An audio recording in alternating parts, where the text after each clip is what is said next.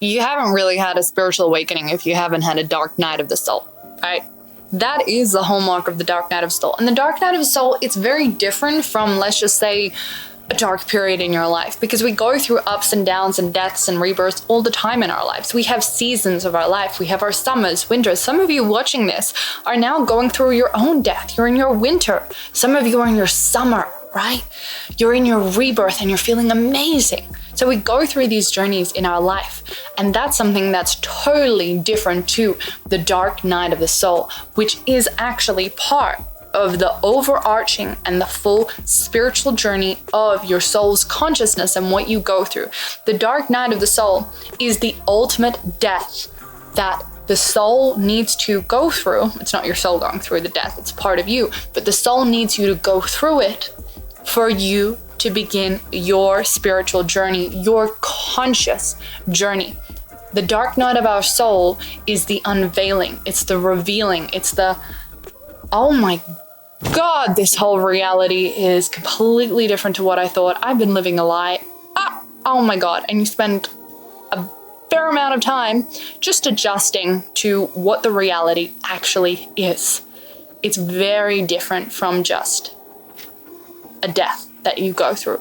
However, because there is so much unveiled to you and you are struggling to find again who you truly are, the truth of who you are, the truth of this world, it can feel very dark. It can feel very happy. Not quite. Heavy. You come out on the other hand happy. You do. But when you're going through it, it's not quite so happy. And as you're moving through these challenges, you are going through massive challenges. You are going through massive issues, because it's like you have to have this pressure applied to you so that you burst open. That's the visual I get when I think about the dark night of the soul. So you've got to have all this pressure applied to you, and then you go, oh my God, I see it now, I get it, right? And that's what the dark night of the soul is like. So in today's episode, I'm Athena Kroll, by the way. Thank you for being here. I want to talk about what the dark night of the soul actually is and share a little bit with you about my journey in it. I went through my dark night of the soul very, very young. Everybody goes through their dark night of the soul at the time that their soul chose them to, right? It's not something we consciously choose. The soul says, right, you're going to wake up at this age. One isn't better than the other, right? Because I had my dark night of the soul at a very young age, I see a lot of people who had theirs at 40 comparing themselves to me. It doesn't make me any better than you just because I had it early. You had 40 years of having to pursue something, be something, do something that's going to be so deeply invaluable for your soul purpose, right? So we don't want to ever compare ourselves, or if you feel like you're just going through yours at the moment, doesn't make you worse or better someone that's already gone through it. There is a perfect timing and reasoning for you, right? The same way you were born onto the earth at the time your soul wanted you to, right? You're not going to go, ooh, well, maybe you do go, ooh, I wish I was born 50 years ago. You needed to be born now, and you needed to have your dark night of the soul at the time that you did that was perfect for you. So I did have mine very young. I think I was about 16, 17 when I started going through mine, and I had a really hard time. Those years were the darkest of my life. I've never since then, all the years that followed, had years as dark as those. That is the dark night of the soul. It is really the hardest time of our life. And even though in the years that followed, I did have a lot of deaths and changes and winters, none of them compared to what I went through. During that period of my life, I experienced sexual trauma, physical abuse, emotional abuse.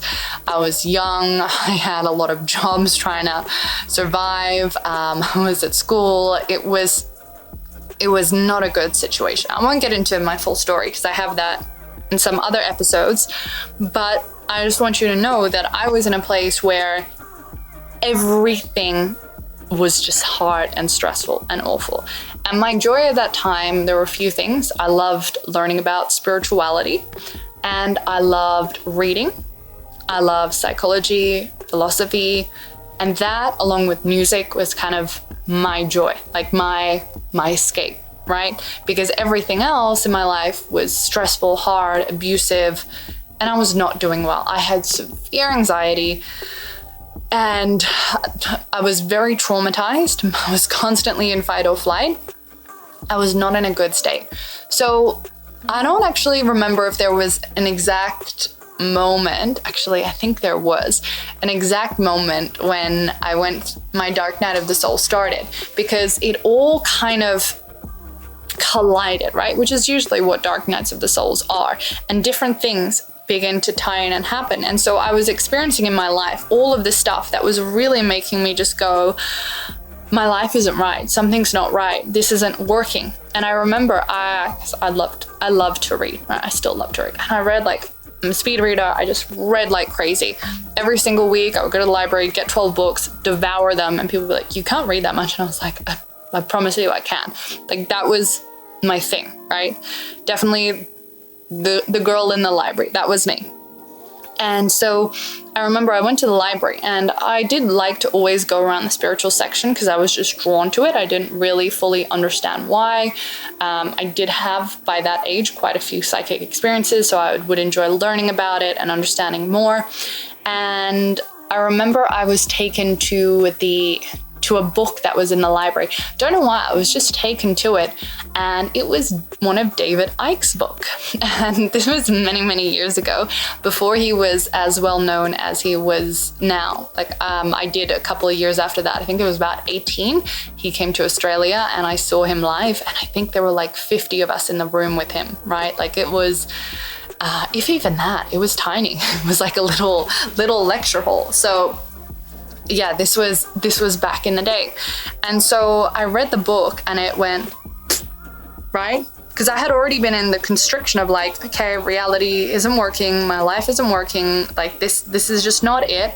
And then suddenly this was like hold on, have a look at what reality actually is. And that threw me into a hole, and I just read, and thank God I was born in a time for internet. My soul knew I had to have the internet. And I just read and I researched and I went all in. And it was like my perspective on the world began to open up, and I started to see, okay, this is actually the state of the world. This is actually what is happening. This is actually what we need to be aware of. And everything began to open up for me. And at the same time, I began to have really intense psychic experiences. I began to have really intense psychic visitation, because that's what the dark night of the soul is. It's not just one thing. They're like, dush, dush, dush, dush, dush. So you're like, oh my God, everything's too much. It's supposed to be like that, right? So my worldview was being like this. I was having so much trauma and abuse from every part of my life. And on top of that, I was having insane psychic visitations every single night. I couldn't sleep because all these intense psychic visitations that were happening. In the culmination of all of that happening into my life, I had that moment that all of us do in our dark night of the soul, when we're just hammered and we're like, oh my God, I'm losing my mind.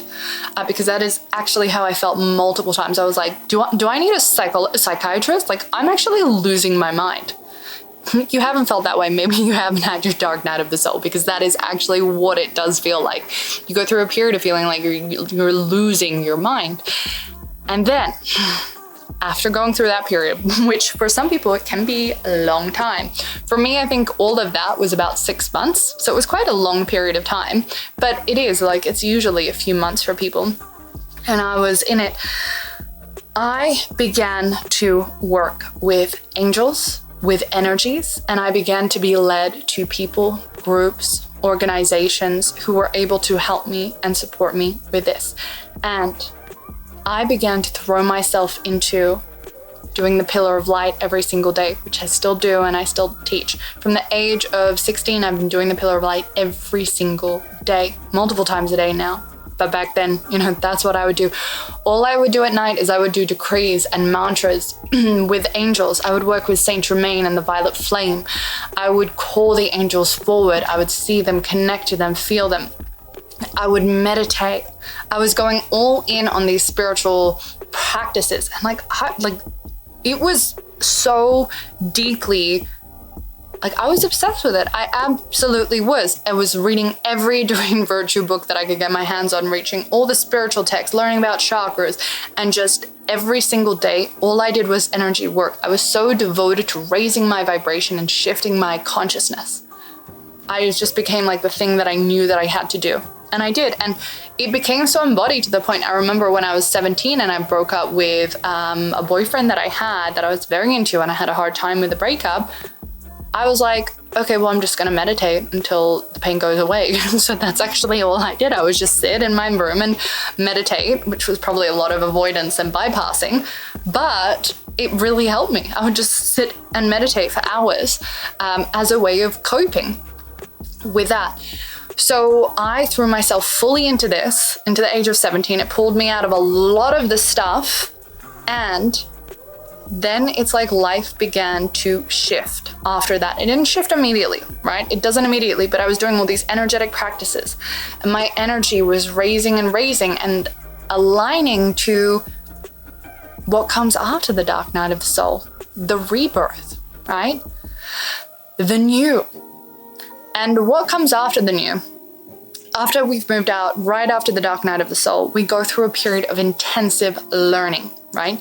So it's just like, this is where you watch all the YouTube videos, you listen to all the podcasts, you read all the books, you go to all the courses. That's a period because you're like going, okay, I see the world for what it is now, and now I need to figure out how to live in it. So I was learning how to live vibrationally in this new world that I saw. And it was during this time that I went and I studied Reiki. I was doing different courses and I was implementing it like crazy. Now, what I generally see after we go through Dark Night of the Soul, the phase of learning is we go through a phase of healing, right? So I went through Dark Night of the Soul 16, 17, like intense learning that really continued up until like honestly till 20, but it overlapped because my healing began at around age 19 and 20 pretty intensely. And like that, I was so traumatized at that age. I could not be physically touched by a man, like whether it was a therapist or a doctor. I couldn't. My body would go into fight or flight. I had severe anxiety that was actually getting worse, not better. I couldn't even watch a movie in the dark. Like, just, it was not good.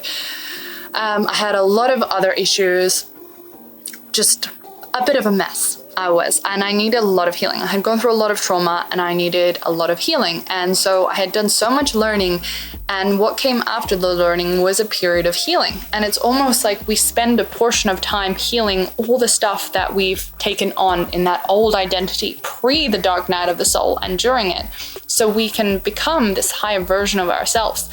So for about 2 years, I was just healing, like on my own time. I was seeing healers, just doing so much deep and intensive healing. And it doesn't mean the healing stopped after that, but it was like, there was really like this intense period of time where it's like, I healed this, I saw a healer for this, I saw a healer for that. Like really, I look back at it and so many things healed and shifted. But yes, I did then continue with healing, obviously, and I still do. I still think it's very important. But there is a dedicated time that we see in this journey of healing. Now, what comes after the dark night of the soul, the learning, the healing period, is the activation period. This is a really exciting time because we've come out the other end. We've gone through the shit. We've come out the other end. We've integrated the lessons. We've healed from them. We understand this world we're living in and we know how to live in it. And now we are asked to contribute, to bring forward our contributions to this world through our soul purpose. So during this activation period, what people actually do is their soul gifts, spiritual gifts, psychic gifts activate, as does their soul purpose. So for me during this time, it was going fully all into my soul purpose. And in my service work here as well, a lot of my other spiritual gifts came online. So I was already channeling, but my trance channeling came on. My clairvoyance came on. All of my other psychic abilities came on, like just fully. It came on during this time. This was the time when I began to offer healing sessions. I dropped out of psychology because I was like, oh, like this is what I meant to do. And I went all in. I began building my business. I was excited. I felt the passion. I taught my first class and had that feeling in my being of like, oh my God, this is what I'm here to do. I know it without a doubt. This is what I was put here to do and what I have to pursue. So we go through that phase of the reactivation, but the activation of the soul. And we start to operate and live on a soul level, because suddenly we're aligned with our soul purpose, we're aligned with our soul gifts. And what comes after that then, in that soul embodiment period, is, I don't actually know what to call this period. To me, it's like a soul magnetism period, right? Which is where suddenly we've been embodying our soul. We've been in our soul purpose, doing what's aligned. It's like we've been doing what's aligned with our soul purpose. And then the step that comes after that is we begin to actually magnetize and create a life that is aligned with our soul, which means we attract our soulmates, we attract our soul tribe, we attract the soul aligned space that we're meant to be in. It's like our physical reality begins to change to reflect the full soul alignment. And when I entered into this phase, it's like I finally found my true friends, I found my husband, I found the place I want to live, right?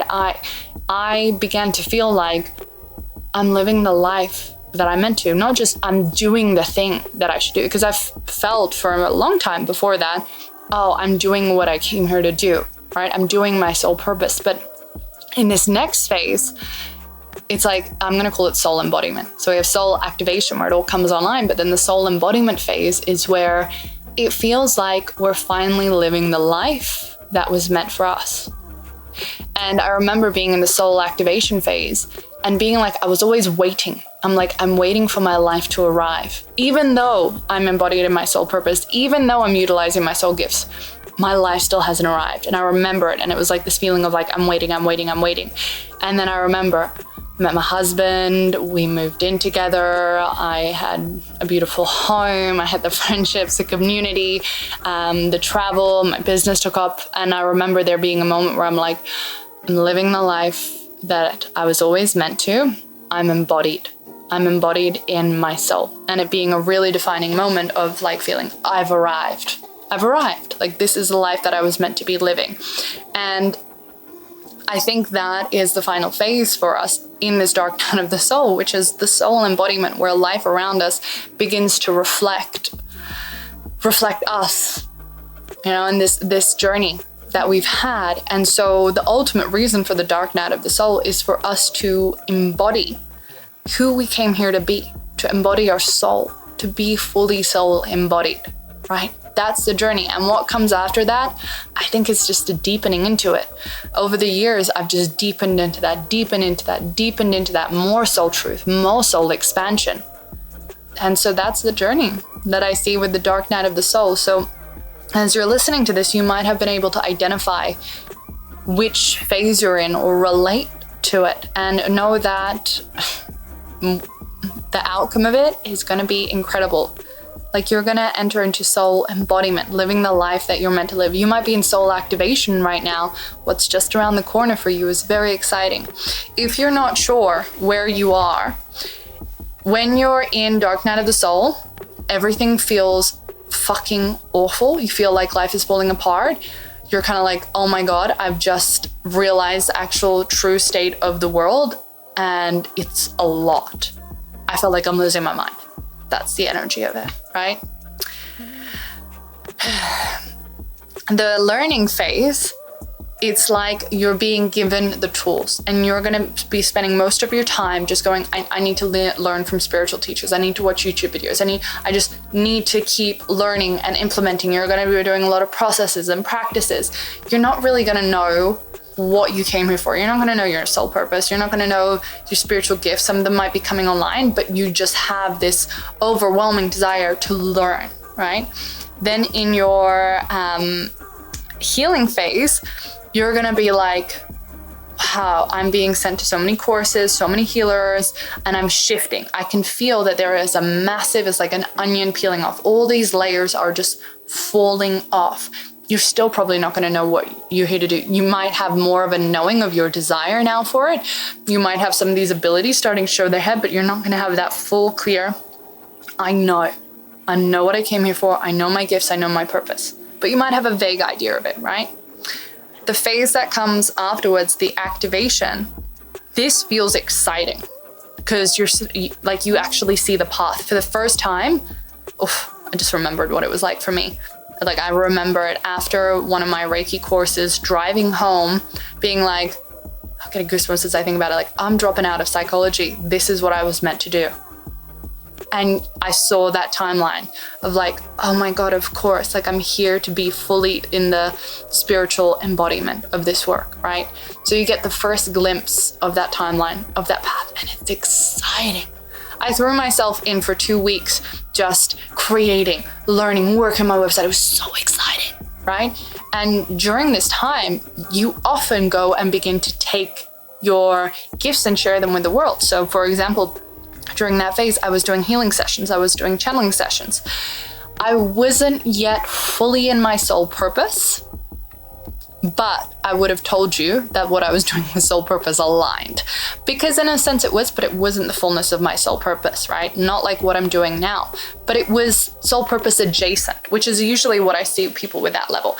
And people in that activation phase, abundance is not a thing. They're usually struggling financially because they're not fully in the soul purpose.